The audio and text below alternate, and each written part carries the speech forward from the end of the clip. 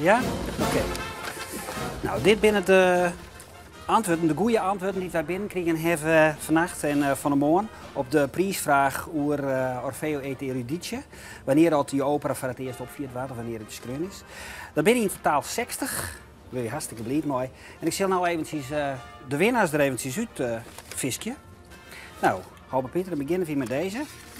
En dit is, hoe is het mogelijk, Minke Oort uit de Jouwer.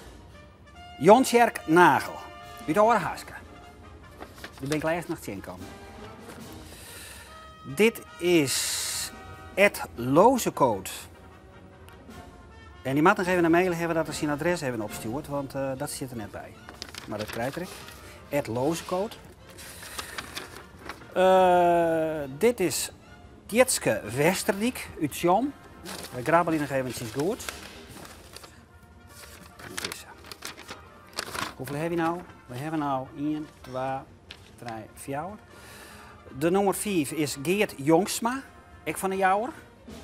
Even zien dat het hetzelfde telefoonnummer is als die oren. Dat vinden we eigenlijk niet. We zullen even een gang maken, want we moeten nog meer doen, Joert.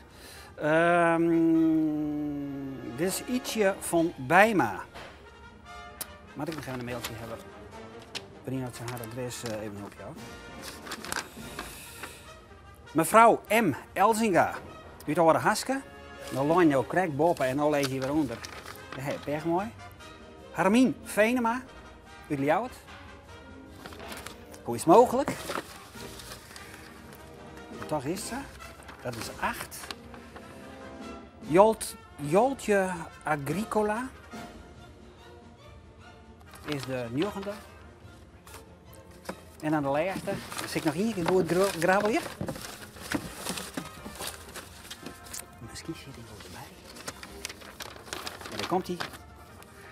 Dat is Kobi van der Meer en Hans Tenhouten. En die winnen in Ljouwert. Dat binnen de meesten. En dit wie mijn uitspraak en daar maakt hij ook wat met me.